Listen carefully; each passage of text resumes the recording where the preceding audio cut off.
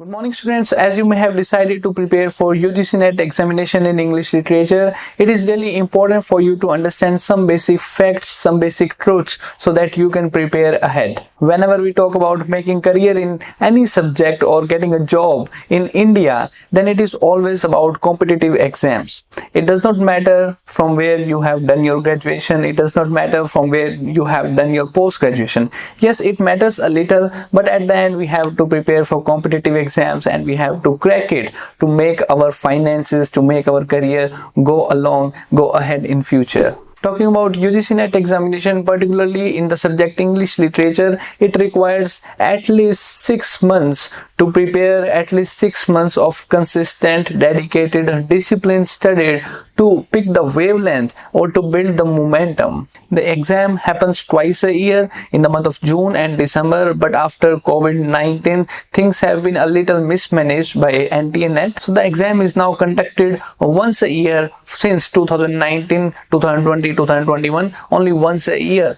But in the future, we are hoping that things will be back once again and we are going to see these examinations twice a year in the month of June and December.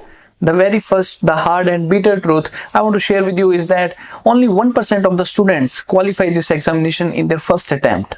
99% of the students crack this UGC-NET English literature examination in their second, third, fourth, or even fifth attempt. I want to aware you about this truth that a lot of students boast that they cracked the examination in their first attempt, but it is not so. Only one student cracked this examination in the first attempt. 99% of the students reappear for this examination every 6 months. So when you fail to crack this exam in your first attempt, then take it as an opportunity to understand the level of preparation, to understand your weaknesses so that you can reappear in the examination and score much better in the examination.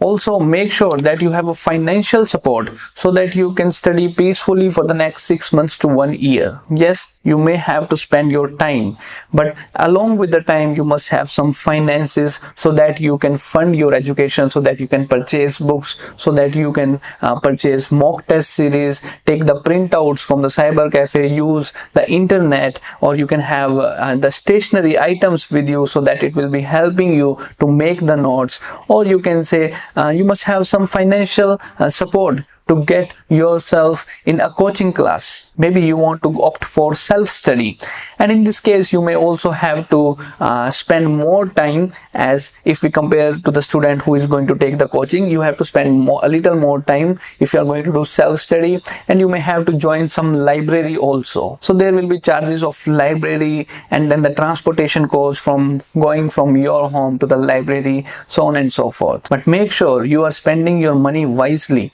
because in the past a lot of students have been scammed. They have put the money in the big coaching classes. They have put not a little amount of money but the big amount of money in the coaching institutes, and in return they didn't find it well worthy. So even if you are joining any coaching class, so make sure that you are doing your research work before joining or before enrolling into any coaching. Another thing which I have seen in many students is that they skip years after years in just for the sake of cracking this UGC-NET examination.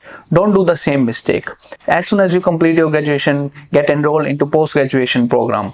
After completing post-graduation, get into B.Ed, Bachelor of Education. Do not skip the years in between all these graduation or all these degrees. Completing your B.Ed program, you will be eligible to sit in other examinations, school level examination like Army School, DSSB, and Navodaya, Kendra Vidyalaya, so on and so forth. These are the low-hanging fruits. When you prepare for UGC-NET examination, you are going to get at least crack this examination, CTET or TGT-PGT, so on and so forth. If you don't want to get enrolled in B.Ed program, then think of the ways how you can get enrolled into a PhD program without giving gaps in your studies. You may have to meet the people, you may have to meet the professors, you may have to do networking, you have to write the research proposal, or you may have to sit in a lot of interviews to get enrolled in a PhD program. Talking about how to crack UGC-NET in English Literature, it is always suggested that you should follow the same students who have qualified this examination.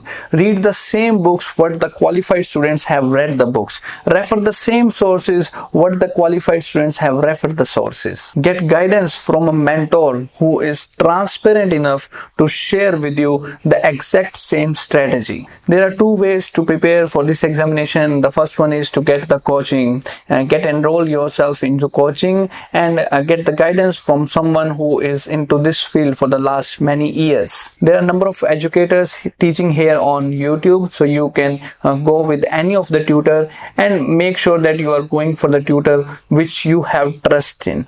Alright, you can also check out the study material and guidance program that we provide to the students. You can check the link in description below to know more about our coaching program. The second way to crack this examination is to do the self-study. Alright, so two ways are there. Get a coaching if you are not able to get the coaching, if you are not able to fund your coaching, and then get into you can say self-study program.